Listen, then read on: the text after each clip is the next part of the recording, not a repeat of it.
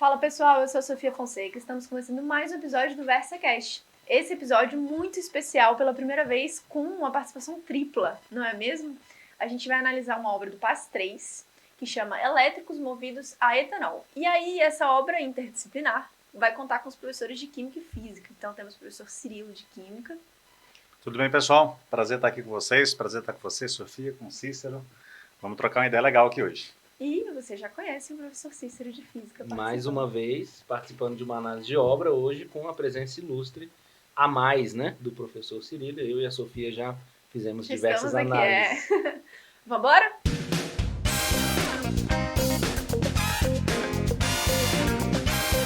Então, nessa obra a gente tem um artigo da revista FAPESP, né? Não é o primeiro da matriz de referência. Na matriz de referência dos 3 anos, a revista FAPESP aparece. Ainda bem. Ainda bem, porque é uma pesquisa, uma revista de divulgação científica muito importante do Brasil, né? Talvez a mais tradicional do Eu Brasil. acho que é a de mais relevância, né? E ela aborda sempre conceitos muito interessantes. E nessa obra a gente tem uma inovação de tecnologia brasileira, não é mesmo? Exatamente. Um artigo bonito, que eu acho legal. Imagens isso. lindas, Imagens, didáticas. didático, A gente passou por umas obras horríveis, né? Passamos por algumas obras difíceis na física. Não, a gente passou por uma obra de sistemas lineares que era um artigo científico de faculdade, duro, assim. paper Feio. Paper Paper de faculdade. Essa daí bem bonitinha, infográfico, uma obra muito bem selecionada, né, pelo corpo de seleção da tão bem selecionada que a gente está fazendo essa participação tripla, né? Tamanho interdisciplinaridade. Hoje é uma conversa sobre ciências da natureza de verdade. Mesmo, né? Não tem como fazer essa conversa só na biologia, só na física ou só na química, porque vai acabar passando pelas 3 áreas em algum momento.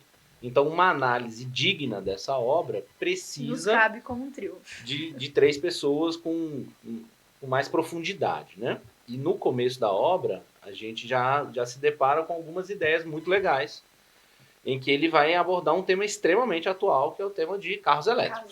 Carros elétricos que estão aí, eles estão começando a ir para a rua, a gente já está indo para a rua e vendo carro elétrico, e passa na propaganda, então já é um assunto do nosso cotidiano, não é mais aquela coisa de daqui a 10 anos, daqui a 20 anos, não, o carro elétrico chegou. E eu acho importante a gente contextualizar um pouco, porque o nosso aluno do PAS 3 é diverso, né? Exatamente. Não necessariamente todo aluno vai ter contato com essa tecnologia, está familiarizado com isso, e uma parte já está familiarizada. E aí seria legal a gente explicar um pouquinho do funcionamento do carro elétrico, né? E é uma temática, só interrompendo rapidinho, que parece que as pessoas acham que entendem, mas entendem pouco. Eu confesso que eu aprendi muito com esse artigo. Eu achava que eu entendia bem. Exato. Como é que o carro funciona? Como é que o carro elétrico atualmente funciona? Ele é 100% limpo? Não é 100% limpo? Isso já é muito importante. O que é ser limpo entra no assunto de química, na matriz de biocombustíveis, entra no assunto de biologia, de ecologia, então tem importância. Fazendo um paralelo, é parecido com a ideia da energia eólica, né? Criou-se uma ideia de que a energia eólica é 100% limpa, mas aí, de repente, alguns vestibulares começaram a questionar quais são os impactos que a energia eólica pode trazer, o tamanho daquela pá. Aquela pá é gigante, né? Os impactos biológicos são gigantes. São gigantes, então coitados, é isso que as provas querem. E o ruído no local, né? Aquela pá girando o dia inteiro. Quem está próximo àquela região o impacto ali, urbano também é muito grande. E sobre o ciclo de vento e tal. Então é a mesma coisa. A gente está introduzindo uma tecnologia nova na sociedade, que é o carro elétrico. E os carros elétricos são vendidos como uma solução mágica. Ecológica muito grande. É uma solução ambiental e não é bem assim. Assim, sem sombra de dúvidas, é uma evolução no termo da poluição do ar. Né? A poluição atmosférica. A gente tem um ganho sensacional nisso. E essa poluição parece ser a mais urgente agora, que está relacionada ao aquecimento global e tudo mais. Então, para isso, os carros elétricos são maravilhosos, porque a gente não vai jogar quase nada de CO2 no uso desse carro. Na produção é outra história, mas no uso cotidiano dele, a maioria dos carros elétricos tem 0 emissão de CO2. E agora, tem outros fatores em volta. Por quê? Então, vamos entender essa história. A gente tem o tal do carro elétrico plug-in, que que liga na tomada. Citado na obra. É o carro que se liga na tomada. Peraí. Então, nada a ver, vai ter que fazer corte. Não está acesa a luz. Tudo bem. Ela queimou. Eu passei por esse mesmo transtorno. Pode ficar tranquilo.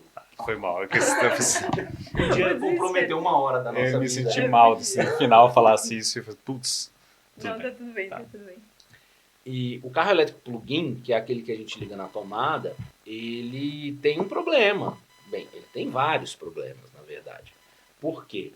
A gente está falando de baterias imensas, a gente está falando de muita energia elétrica, e de onde vai vir essa energia? Então, a física... a empresa do carro elétrico não nos faz pensar nisso. Não, ela não quer que você pense nisso. Mas a física, ela é implacável com isso. Eu não posso criar energia. É impossível, a energia é conservada. Então, se o carro elétrico foi abastecido com energia elétrica, essa energia teve que vir de algum lugar. O carro plug-in pega isso da rede elétrica. Então, a gente vai pesar a mão em cima da rede elétrica do país para abastecer carros elétricos. E a rede elétrica puxa da onde? Então, essa é a questão da essa energia é a questão, limpa ou não, né? Isso, essa é a questão crucial. O uso do carro não gera CO2. Mas e a geração da energia elétrica para abastecer esse carro? Então, isso é uma outra conversa. A nossa matriz brasileira tende a ser mais limpa. É uma das melhores do mundo. Uma das melhores do mundo. A gente tem muita geração hidrelétrica, geração solar e eólica crescendo significativamente. Lembrando que o fato de ser limpa em termos de liberação de gases tóxicos para a atmosfera não significa ser absolutamente limpa. Claro. E quando você pega, por exemplo, eu vi até uma notícia recente de que a gente estava em bandeira 2, bandeira 3, algo assim. Isso.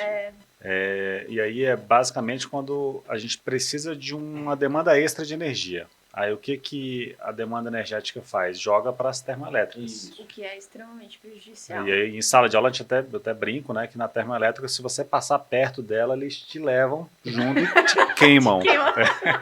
Não brinque. Então eles queimam carvão, palha de coco. Olhou para ela, tem carbono? Vambora. Vambora. Você vira energia. Então, não é um tipo de energia, está longe de ser limpa essa, porque eles queimam palha de coco, carvão, isso gera um estoque de CO2 que é absurdo e sem compensar. Né? Ela é o grande problema da poluição atmosférica. Atual na matriz brasileira, né? No mundo. A poluição atmosférica no mundo, ela tem 2 pilares, as termoelétricas e os carros a combustão. Não carro, caminhão, todos os motores a combustão. Essa é a base da poluição atmosférica do mundo. E aí quando a gente fala dos carros elétricos, então, a gente tira do carro a combustão e bota na termoelétrica. E bota na termoelétrica. Isso não vai resolver nada. Se esse é o modelo, não vai resolver nada. A geração de energia elétrica a partir de combustível fóssil para abastecer carro elétrico, pouquíssimo vai contribuir. Vamos organizar aqui a cabeça do nosso querido ouvinte. Então, basicamente, a gente fazendo um resumo do que a gente conversou aqui até agora, a gente tem uma revista discutindo a possibilidade de fazer um elétrico movido a etanol, porque o elétrico plug-in, que o Cícero explicava aqui ainda agora, de forma bem didática, você bota ele na tomada.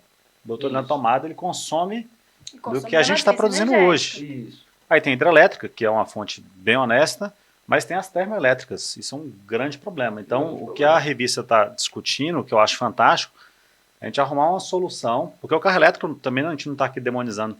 Ele é uma... Não, a revista bota isso, é importante. Ela problematiza o carro elétrico da maneira correta, que a gente não está acostumado a fazer. Ele é melhor mesmo do que a ideia de... O rendimento é melhor. Ele é uma saída. Ele cria uma saída, mas a gente pode melhorar. Então, como é que a gente vai melhorar isso? Exatamente. Aí é onde a gente vai começar a ideia do artigo, né? E aí, exato. A gente vai para o próximo estágio, né, do carro elétrico, de entender o carro elétrico.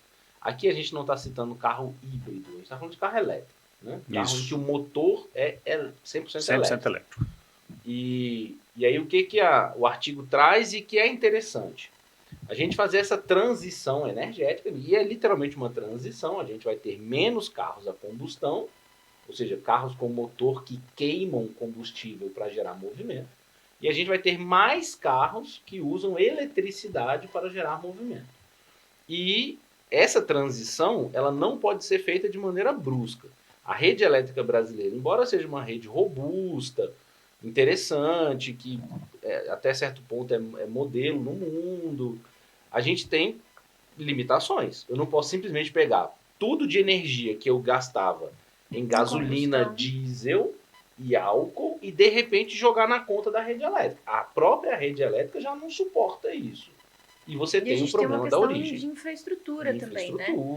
O artigo cita isso. A gente não tem uma infraestrutura pronta no país para carros plug-ins rodarem tranquilamente. Isso, pra gente botar milhões de plug-ins na rua e falar, exatamente, vai todo mundo dormir na tomada e acordar. Não existe isso. Porque essa vai ser a dinâmica. Não existe postos de abastecimento plug-in, né? Então, a gente está começando a ver surgir em shopping, postos específicos e tudo mais. Então a gente tem uma mudança de infraestrutura muito grande. Isso é um problema de geografia, né? De urbanização muito sério.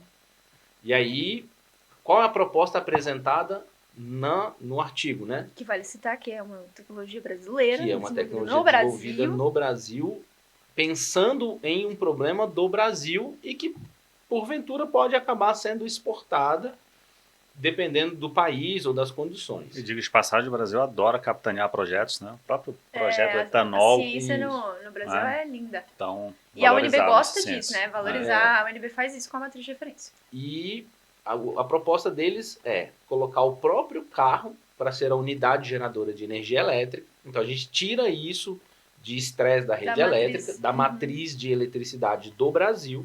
Então, cada carro vai ter a sua pequena usina geradora de energia elétrica, a partir de etanol. Poderia ser a partir de hidrogênio? Poderia ser a partir de hidrogênio, mas existem alguns problemas logísticos e científicos envolvidos. Por isso, o artigo vai falar do etanol. Existe uma preferência pelo etanol por uma questão mais logística e também de tecnologias envolvidas. É uma questão econômica brasileira, né? A gente tem uma vasta plantação de cana-de-açúcar para gerar biocombustível de etanol. E essa pequena usina é uma célula combustível. E aí fica com o professor Cirilo. Passa a bola para a química. Vamos lá. Como funciona uma célula combustível e como isso vai ser importante na prova do PAS do menino. E é legal caso nesse momento, essa obra apareça. É legal nesse momento você abrir a reportagem, olhar para a imagem bonitinha, super didática que tem, para a gente conseguir acompanhar a explicação. Olhar a imagem vai ajudar. Vou até pegar aqui emprestado o tablet para olhar aqui junto com vocês.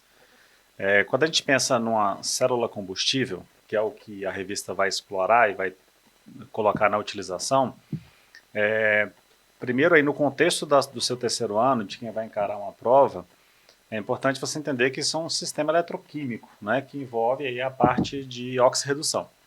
Então, primeira matéria já, né? Primeira matéria. Né? Então, o que você tem que... Quando você pega esse sistema, todos os sistemas eletroquímicos que a gente tem, pilha, eletrólise, aí tem 1000 tipos de pilha. Depois pega um livro de química para vocês verem, tem pilha assim, de todo gosto. De todo gosto. Pilha de Leclanché, de pilha de Daniel, que é o clássico. Pilha do Volta. Já caiu, não caiu? A gente já viu a pilha do Volta. E aí, o grande dilema, até enquanto professor de química, quando eu estou dando aula disso, eu desafio você pegar essa pilha de Daniel e achar, cadê essa pilha? Cadê ela? Ela não existe na nossa... Tem uma dessa lá em casa? Ela não tem. Ali é a ideia. O que você aprende na pilha de Daniel?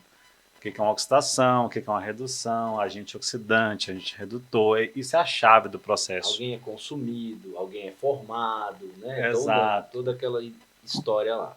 Então, a célula combustível, existem também várias células combustíveis. Quando ela cai, isso eu queria até tranquilizar quem está escutando a gente, quando uma célula combustível cai numa prova, seja no PAS, no Enem, para mim, professor de química, ela não é uma coisa simples. Eu não olho para ela e falo assim, beleza, eu já sei o que eu vou fazer, mas eu sei o caminho. Na minha cabeça é muito claro, eu tenho que olhar quem oxida, quem reduz, daí eu sei quem é agente, quem é redutor e oxidante, e o que é formado. Consigo pensar um pouquinho em poluição, se produz alguma coisa que é menos pior. Às vezes precisa de um catalisador no caminho, às vezes, nesse caso aí vai precisar de calor, né? Isso. Então, assim, você precisa de alguma coisa, às vezes precisa de alguma coisa a mais para essa célula combustível funcionar. Exato. Não é só o oxidante, o redutor e tal, às vezes tem mais algum molho ali no meio do caminho. Exato, você tem que ficar atento aos detalhes ali, tentar entender para onde está o elétron, para onde está indo o elétron. Onde o elétron está chegando é um processo de redução, onde o elétron está saindo é um processo de oxidação. Então, às vezes, as respostas estão mais simples do que a gente imagina. E aí, qual é o grande lance? As células combustíveis tradicionais, que nem o Cícero já bem colocou aqui, elas utilizam hidrogênio que vem da água. Então aí a gente entra para um aspecto ambiental. Porque eu vou ter que pegar a água, fazer um processo de eletrólise, aí eu reforço que custa. Não é espontâneo, não é gerador de energia, é consumidor. E custa uma matéria-prima complicada, Perfeito. que é água limpa. Né? Você não vai fazer a eletrólise direto da água do esgoto. Porque não vai funcionar, vai dar muito subproduto indesejado, vai arrebentar a célula combustível, porque vai introduzir um monte de impureza no sistema. E a gente tem um problema ambiental já, né? E aí você já tem um problema ambiental e social. Vários problemas. Aí você vai tirar a minha água aqui, ó, que me deixa hidratadinho, para fazer mover o carro. É uma questão social. É uma questão social muito forte. Tem um dilema ético aí. Mesmo que você pegue água podre e você limpe ela, aí você limpou a água. O que você vai fazer com essa água? Distribuir para quem está precisando?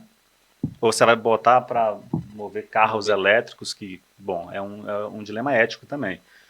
Então, a célula combustível clássica, ela utiliza hidrogênio. E esse hidrogênio vem da água, resumindo novamente essa questão. A revista FAPESP, ela coloca aí, junto com todo mundo que faz a pesquisa, justamente você arrumar hidrogênio de outro jeito. E de onde está vindo esse hidrogênio? Do etanol. E aí, o que já gera uma dúvida, né, no estudante, porque do hidrogênio da água tá fácil. Então, você faz eletrólise e tira. E agora, né? O que acontece com o hidrogênio do etanol? E aí, pensando no que você colocou agora, Sofia, que é esse hidrogênio que vem da água, não é o H. Importante, hein? Não é o H. Não é H. É H2, é o gás de hidrogênio. Então você eletrolisa a água e você sai H2 e O2. Quando você olha para a fórmula do etanol, C2H6O, você tem que tirar esses Hs para que eles formem hidrogênio. Então você vai fazer uma reação química nesse processo. E aí entra em outro ponto que a gente chegou a discutir aqui, é que isso não faz com que todo o sistema de produção de álcool que já existe no Brasil morra, porque não é assim que as coisas funcionam, né? Tem muita gente que depende disso, tem toda a indústria. O interior... A economia brasileira é muito influenciada por isso, então essa solução é benéfica nesse sentido, né? Exatamente. Então, a célula combustível, discutida no artigo que eu falo? É isso mesmo, né? No artigo, reportagem. Você vai pegar etanol e produzir hidrogênio. Se você ler, não sei se você teve essa dúvida aí, você vai perceber que depois que você produz o hidrogênio, na quebra do etanol você também produz gás carbônico. E eu mesmo tive essa dúvida, assim, mas, bom, eu estou gerando gás carbônico. Né? E agora? Como é que funciona esse negócio? Eu fiquei na sala de casa ontem, meia hora olhando pra cima. A coisa não fecha, né? E aí eu queria até... aí a palhinha da biologia chega, né? E aí eu guardei a dúvida. Aí tem a palhinha da biologia e a palhinha da física. Eu elaborei algumas hipóteses, e parece que esse podcast é muito útil. Eu falei, bom, antes de gravar, eu preciso trocar ideia com os meus colegas, né? Tá. Qual é a diferença de eu usar a célula combustível, que vai gerar CO2, eu simplesmente queimar num motor a combustão movido a etanol e liberar o CO2? Para mim não está fazendo diferença, entre aspas. Quando eu digo para mim, eu elaborei algumas hipóteses, mas eu queria até jogar a bola aqui para o primeiro ponto para os colegas. É do conceito de biocombustíveis, né? Que inclusive é matriz de referência do PAS 3. Que é o conceito de você gerar um combustível que parte de uma origem biológica que compensa essa liberação de CO2. Então, quando a gente fala de uma plantação de cana-de-açúcar, a gente está falando de uma incorporação de matéria inorgânica na fotossíntese. Então, a gente capta esse CO2, incorpora em matéria orgânica na planta, e essa matéria orgânica é transformada em etanol a partir da fermentação, né? Então, a gente tem uma reciclagem dessa matéria inorgânica que sai da atmosfera, incorpora na planta, e aí acaba voltando para a atmosfera no mesmo formato, mas a gente meio que zera essa conta. Essa é a ideia. Perfeito. E aí a palhinha da física é por que compensa essa célula combustível em vez de botar etanol no carro e rodar a combustão? O fato de ser biocombustível, naturalmente, faz com que se tenha vantagem sobre os combustíveis fósseis que são de carbono sequestrado, né? Então, você vai ganhar da gasolina, você vai ganhar do diesel, mas ainda não toca... Isso é fundamental, isso é fundamental. Você perdeu a origem de combustível fóssil. Isso, então isso já é um ganho interessante, porque eu deixo o petróleo lá, né? A gente já começa a melhorar e trabalhar direito, né? Isso, então a gente fortalece o etanol, que já é um combustível mais limpo do que os combustíveis fósseis em geral. Mas ainda deixa aquela ponta de dúvida. Então por que a gente só não faz um monte de carro É só fazer álcool, um carro, exatamente, resolve, não tem problema. Que, de certa forma, a matriz brasileira de automóveis, ela já tem esse pé. A maior parte. Porque a maior parte dela é flex hoje. Sim. Então, a princípio, ainda fica essa dúvida. Ué, mas então não era melhor deixar tudo flex? E aí a resposta ainda é não. Porque você tem um ganho de rendimento. O carro elétrico e junto com a sua célula combustível, eles permitem um rendimento maior do que o rendimento do carro a combustão. O carro a combustão tem um rendimento pífio de 1/3. Ali na casa, é claro que tem um modelo X com turbo, que não sei o que, não é mais assim. Na média, a gente está falando de 1/3. Ou seja, eu gero X energia. 1/3 vira movimento, 2/3 não vira movimento. Vira calor, vira barulho, vira tipo gás quente, todo tipo de poluição. Então, o rendimento do carro a combustão, ele é ruim. A gente consegue rendimentos melhores com o carro elétrico.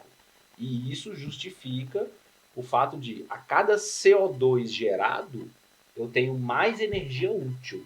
Perfeito. Uhum. E aí, eu tenho, de fato, o ganho, né? O ganho mais importante para mim é no rendimento. É como se fosse um CO2 menos sujo. Isso. É um CO2 menos sujo porque é biocombustível e é mais bem utilizado porque rende mais. Porque rende mais. Exato. Aí eu queria só chamar a atenção, aí eu volto para essa...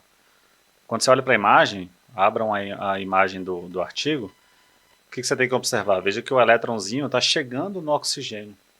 Uhum. Isso. E é bem sutil, ó. De novo, né? Olha lá como é que é sutil. Você tem que observar a imagem. Não está te dizendo assim, o elétron está chegando aqui. Você tem que olhar. Tem bem azulzinho. É bem singelo ali. Então o elétron chega no oxigênio, é ele que está sofrendo o processo de redução. Então o grande lance de tudo que a gente conversou, é um processo que rende bem. E é o que as indústrias, as montadoras de carros elétricos estão discutindo, né? A propaganda é em torno disso. Agora você roda 1.200 quilômetros. É autonomia, né? Autonomia. É autonomia. Com um tanque só, um tanque de energia, né? Isso. Depende se é híbrido, se é elétrico, enfim. Mas pensando em elétrico, você vai rodar em 1.200 quilômetros, né? Os carros mais modernos já estão falando dessa autonomia, né? É claro que a maioria deles faz isso aumentando bateria. Sim. Mas já é um momento em que a gente vence o carro a combustão. O carro a combustão não roda 1.200 km com um tanque. Não roda. E roda 400? 400, 500, 600, se for num dependendo do tamanho do tanque, né? Dependendo do tamanho do tanque.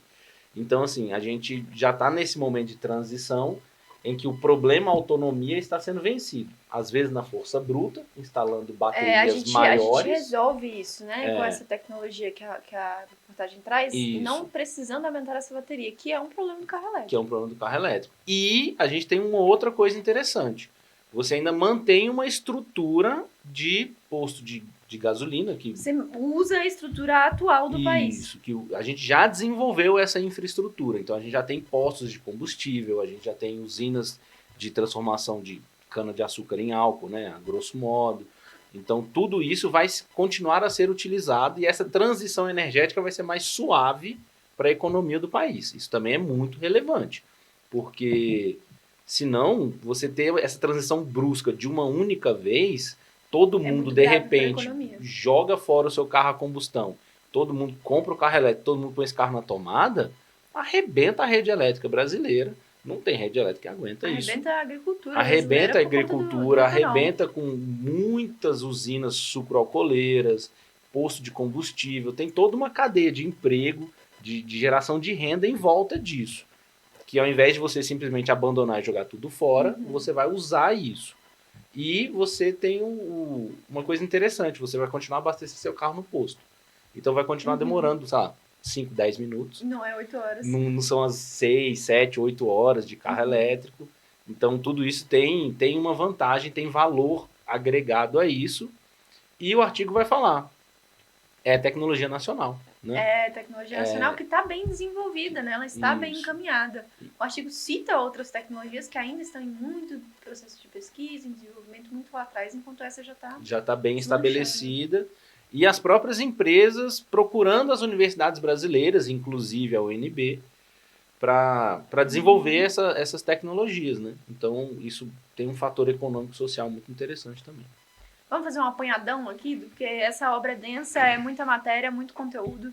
Então, primeiro a gente tem a questão sociológica e geográfica de uso da urbanização, uso da estrutura existente da matriz elétrica, os problemas dos carros elétricos na sobrecarga da matriz elétrica, os benefícios, os problemas do carro a combustão. E aí a gente pode falar infinitas coisas dentro da geografia. A gente vai para biocombustíveis, a gente vai para agricultura. E aí depois a gente entra na física, né? Falando um pouquinho do funcionamento de motor, de rendimento, desses conceitos todos ao redor do carro elétrico, da bateria de lítio. E lembrando, imagine essa obra aparecendo na prova do PAS.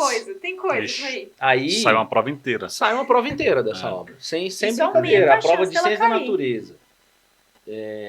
De história e geografia, porque a história não está à parte disso. Não tá. A indústria da cana-de-açúcar, ela é da época do Brasil colônia. E ficou. E ela está aí até hoje. Claro que não tem a mesma relevância dentro do... Aí tem um programa Pro Álcool também, que já está muito longe do Brasil colônia, já é algo mais recente. Então você tem... Tem coisa, tem de onde tirar. Tem de onde tirar. Tem. Então uma obra dessa aparece na prova. O que a física vai querer? Bateria, eletricidade, corrente elétrica, circuitos elétricos, pode até brincar um pouco com a ideia de rendimento. Perfeito. Então, isso aparece tranquilamente na prova de física, porque é conteúdo do PAS 3, né, da matriz do PAS 3 de física. De química, o que a química vai querer? A química vai querer oxidação, redução, agente oxidante, agente redutor, a eletroquímica como um todo, os aspectos ambientais. Dá uma mordida na química orgânica. É álcool, né? É etanol. Exatamente, então, bem lembrado. Tem ali alguma coisa de química orgânica para ser discutido, porque tem função oxigenada. Dá para puxar até de como é que você produz o álcool. Cana de açúcar, moe a cana, depois que você moe a cana, você chega na garapa. E aí vai, tem toda uma cadeia produtora. Já vai para a biologia da fermentação alcoólica. Fermentação alcoólica. Biocombustíveis. Nossa senhora, é muita coisa. É muita coisa. E agora é uma obra muito didática, é bonitinha, a chance dessa imagem cair na prova, se cair essa obra, vai ser pela imagem. Então, fica aqui um apanhadão, né? De todos os conteúdos possíveis serem abordados. Já vejo essa questão na prova. E se ela não estiver lá, eu vou colocar num simulado aqui, não tem como. Olha essa imagem é perfeita para fazer uma E assim, prova. Você faz 20 itens sem forçar a mão. Tranquilo. E como eu sei que vocês estudantes não pensam só em paz também, isso aí pro Enem também é uma belezura. Muito tema recorrente. Muita coisa boa aí. Imagem perfeita. Então ficamos, né? Com essa análise extensa, densa, mas muito produtiva. Boa discussão. Muito obrigada, gente, por essa participação nesse episódio especial triplo. Eu que agradeço. E se for bem visto aí pelas pessoas, a gente faz mais vezes. Com certeza, né? viu? Então, analisando mais obras ou outros temas pro Enem, quem sabe, né? Análise. É um tema que pro Enem poderia aparecer tranquilamente. Quem vai fazer PAS 3... o que você quer da gente. Quem vai fazer PAS 3 com certeza tá pensando em Enem também, né? Então, quem sabe a gente não faça uma reunião dessas para analisar temas de ciência da natureza ou coisa do tipo. Eu queria que as minhas reuniões com o Cícero fossem gravadas, porque a gente discute muita coisa legal. Aqui me deu boas ideias, assim, a gente pode pegar daqui e fazer muita coisa boa para vocês, né? Vamos nessa. Obrigado pela participação de todos, foi muito legal. Estudante, muito obrigada pela sua participação até aqui. Não esqueça de engajar com a gente, deixa seu comentário de ideias possíveis pra gente debater aqui no podcast e nos vemos no próximo episódio. Até mais. Valeu, até mais. Até mais.